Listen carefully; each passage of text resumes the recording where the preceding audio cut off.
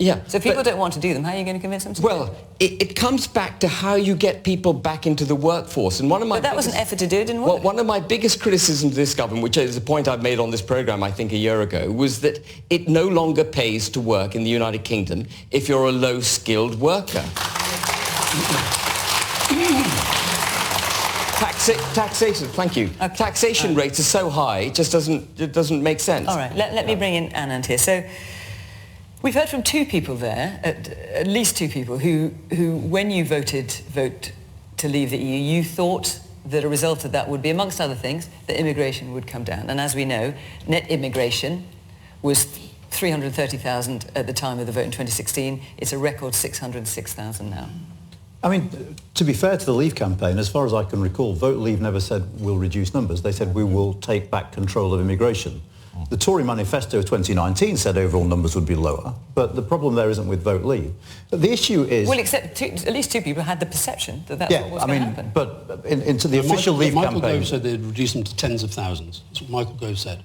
David Cameron said that too, actually. Yeah. I'm not sure he said that during the campaign, but moving aside from that, why are the numbers so high? There's several reasons. Firstly, there is one-off stuff. A lot of the immigration numbers at the moment are people coming from Ukraine that we're taking generously in because of the war.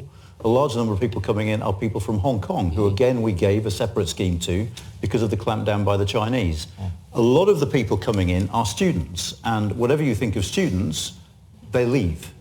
They'll do their course, so after the 1 or 2 years of their course, they'll go back. So an awful lot of the numbers are either people who are here on a special scheme or people who are going to leave at the end of their studies. The other reason why immigration is high is because businesses want those people here. Yeah. These people aren't coming against our will. They're coming because it's government policy, and it's government policy because we need healthcare workers. We need social care workers. Without immigration, we would not have enough people in those sectors, and even with immigrants, we don't. And so there is a demand from business. Now, it's perfectly legitimate to have a debate about whether we think the numbers are too high or too low, but at the moment, immigration numbers are a consequence of government policy rather than something that has escaped governmental control.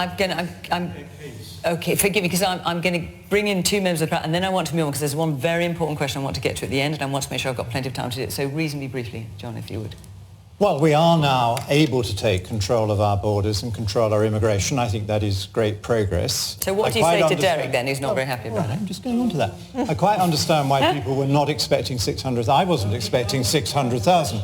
There are the special factors we just heard about, but I think we now need to use the powers we've got to say that there will be fewer people in future. One of the ironies is that the Remain campaign said that unemployment would surge and that we would become very unattractive to people from overseas. Instead, the reverse happened. Unemployment tumbled. We created a large number of jobs. I think part of the problem with this is we are now finding a lot of people Jenny, let him answer, in fairness. So what I'm saying is that it is good news we can control it. We now need a civilised public debate about what is an appropriate number, and we can change the rules, because most of these people are coming in perfectly legally, and as you've seen tonight, some employers want more, lots of other people want less.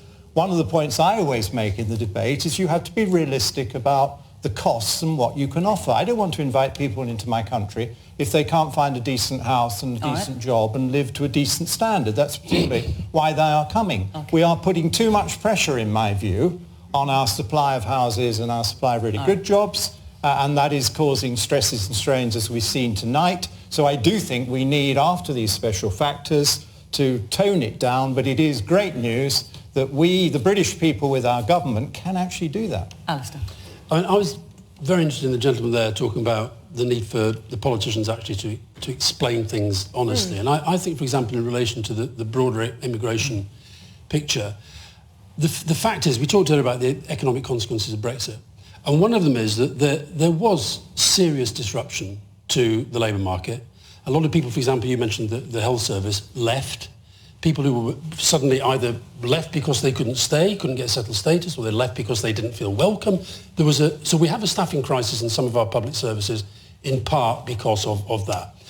I think your organisation actually worked out there were 330,000, essentially that we've lost 330,000 jobs that we currently can't fill.